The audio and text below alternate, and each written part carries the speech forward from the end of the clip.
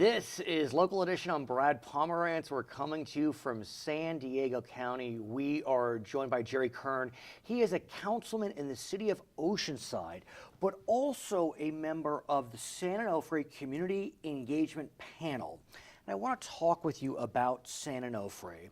It's a nuclear power plant, of course. Let's back up a bit. Give us a little history about San Onofre. I remember driving to San Diego and seeing it every time I came down to SeaWorld. The big domes, actually. Right. And actually, those are units 2 and 3. Unit Okay. 1 was built probably back in the 60s. Oh, really? That's already been decommissioned. That has been taken down, and the spent nuclear fuel is being stored on site there. Okay. So we refer to it as SONGS, the San Onofre Nuclear Generation Station. So Sure. when you get into this, You'll be saying songs. I appreciate the acronym.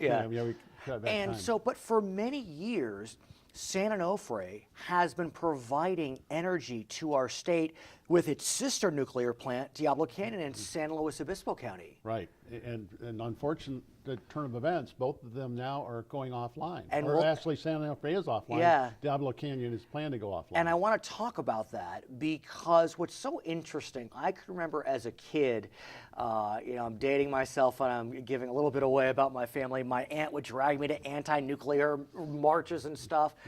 But in this century, there is a sense that nuclear can be green as long as there's no accident. Well- but it is clean burning.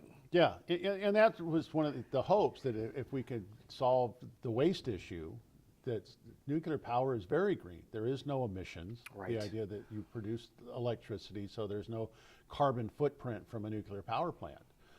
Unfortunately, there is a waste issue that has to be dealt with, and quite frankly, the federal government hasn't been dealing with it. And let's talk about that challenge because, like you said, through a confluence of events which are completely unconnected, California, which had 2 nuclear power plants in 10 years, will have none.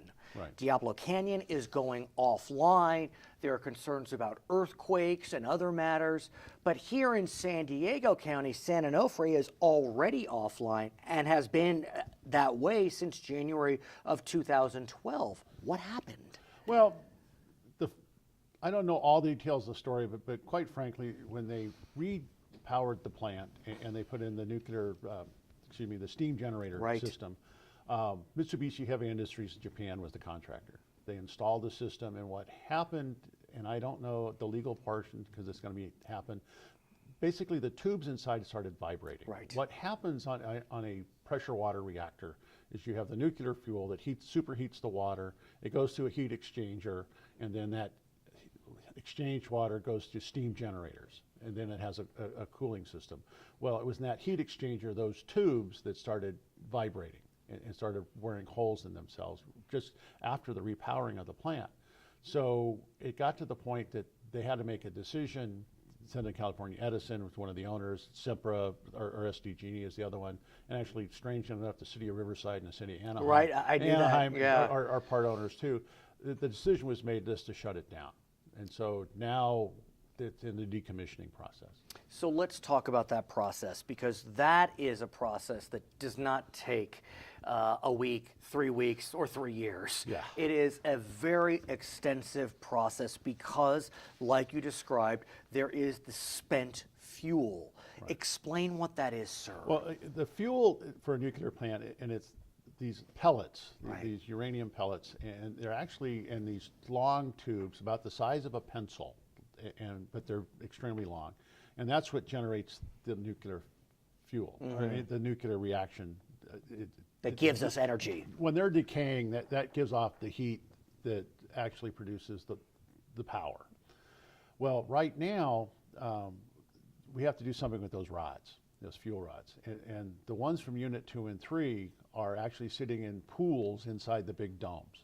And they'll sit there until 2019 when hopefully they'll be cool enough to move to dry cask storage, and that's the next plan. So dry cask storage on site? On site for now, because we have no other place to ship them to. When I said the federal government failed in their fiduciary responsibility to take possession of this fuel, they haven't done it.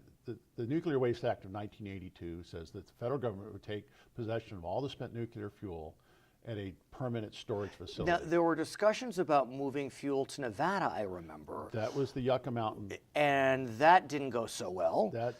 Right now that is not an option, either through political or geotechnical reasons. Right. So right now what we're pushing for at the panel is consolidated interim storage.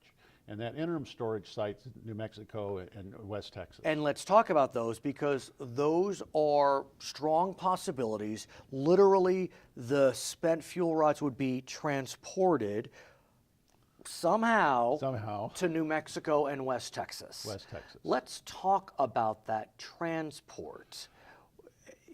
Look, anything could happen at any time on any day, but is the risk significant enough that we should be concerned? I don't think so. I mean, this is one of the most heavily regulated, safety-conscious industries that we have. I mean, the idea, obviously, 3 Mile Island years ago, there was some issues. But that was an incident that occurred on site. And same with Fukushima. That was an incident that occurred on site, not because of transport across lines, but please. You got to understand, the U.S. Navy transports this stuff all the time. They have their nuclear submarines and nuclear aircraft carriers, and so they change their fuel out, swap the fuel out, and they transport it quite often, and there has been no incidents and no mishaps with that. So we know how to move it. There is a political challenge because, like, I'm a local elected official, of course. And my constituents are going to be very leery of moving that fuel through our community. But so would you have to? Because aren't you north of Ocean? Actually, if we ship it by rail, there's two places to ship it by rail. One is down through San Diego, down through Oceanside and out. But the most likely place is not through Oceanside, but actually north, through Orange County, get it out to that Colton, San Bernardino area, then ship it across the desert. So that's the big rail switching yard is in that Inland Empire. But are you concerned about the transport through San Diego, Orange County? I'm not concerned. I think there'll be enough safeguards and enough safety features in place that we can transport it safely. Like I said, the Navy's been doing this for years. There's never been a mishap. It's just the nuclear fuel. Just when you talk about it, people get a little skittish. It's true. Yeah. Let's talk about this community engagement panel. I can only imagine the pressure you're getting as a member of this panel.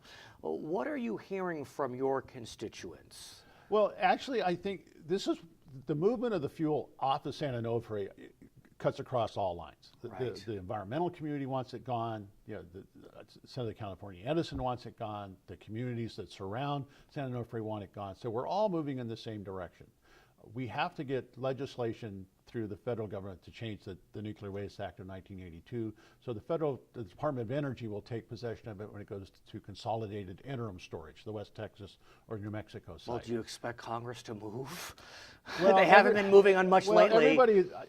Well, we'll see, because everybody's been kind of holding their breath. It's been an election year, so everybody's going to wait till after the first of the year when Congress is back in session to redouble their efforts on all kinds of legislation. This year has been kind of lost because of the election.